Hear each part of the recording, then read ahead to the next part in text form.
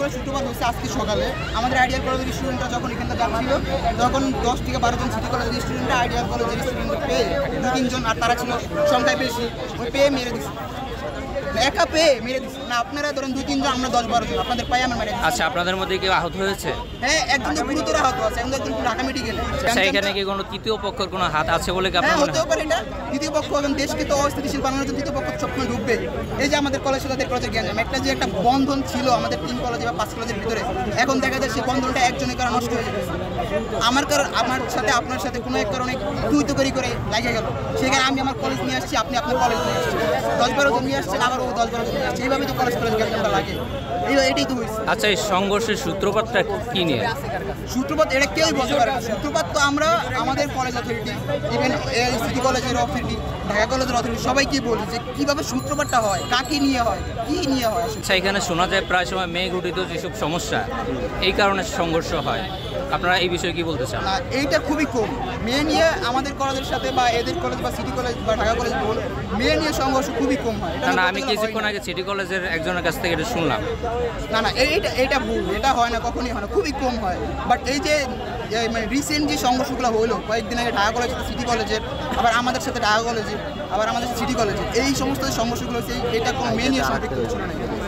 এটা ছিল হচ্ছে ধরেন আপনার সিনিয়র জুনিয়র, বা ধরেন আপনি স্মোকিং করতেছেন, আমি আপনার সিনিয়র সামনে, আপনি আমাকে সম্মান দিলেন না কেন, এটা নিয়ে আমি আপনার এখানে একটা সাপোর্ট দেওয়া বসলাম। তো এটা নিয়ে আপনি আপনার কলেজ নিয়ে আসলেন, আমি আমার কলেজ নিয়ে আসলাম। আসলে আমাদের কলেজের একটা স্টুডেন্ট ছিল, আমাদের কলেজের একটা স্টুডেন্ট, তো সৌরভ নাম ছিল ছেলেটা।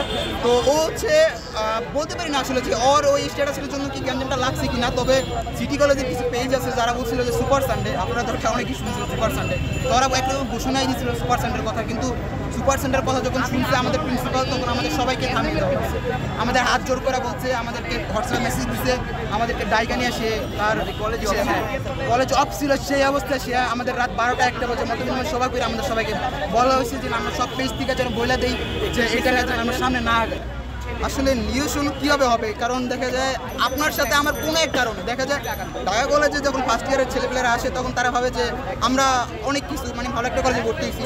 আবার সিটি কলেজে যখন আসে তারাও ওরকম ভাবে, আবার আইডিয়াল কলেজে যখন আসে কোনো শিক্ষার্থীরা তখন তারা ভাবে যে আমরা আইডিয়াল কলেজে পড়ি, ধানমন্ডির একটা জ্ঞানজামালা কলেজে পড়ি বা এরকম, মানে সবার ভিতরে একটা ভাইবস থাকে যে ফার্স্ট ইয়ারে পড়ি নতুন একটা জ্ঞানজাম করা। তো দেখা যায় তখন ওরা কোনো এক কারণে ছোট কোনো তুচ্ছ ঘটনাকে কেন্দ্র করে তখন ওরা। আচ্ছা, আপনারা কি কোনো বিচার চাচ্ছেন? আমরা তো দেখেন, আমরা শেষ মুহূর্তে এদের সাথে মিউচুয়াল হয়ে গেছি। আমরা তো মিউচুয়ালটা হইতাম না, আমি আপনারা দেখছেন গ্যাঞ্জামের চলতেছি, সে চলার মাঝখানে আমরা মিউচুয়াল এদের সাথে হয়ে গেছি, খোলাখুলি করছি, আমরা মোলাকাত করছি। তার মাঝখানে যে ছেলেটাকে এরা আঘাত করলো ছুরি দিয়ে, এটা তো মানে মেনে নেওয়ার মতো, এটা তো মেনে নেওয়ার মতো না যে তারা কীভাবে ছুরিতে আঘাত করবে, এটা কোনোভাবে কি মেনে নিতে পারি আমরা? একটা স্টুডেন্ট সে কীভাবে এটা ছুরিতে আঘাত করতে পারে? আমরা যেখানে তাদের সাথে মিলে গিয়েছি সেখানে সে আমাদেরকে আমাদের সাথে মোলাকাত করবে, সে মোলাকাত করতে যাক সে কীভাবে ছুরিটা ঢুকে যায়, এটা তো আমরা কোনো মেনে নিতে পারতেছি।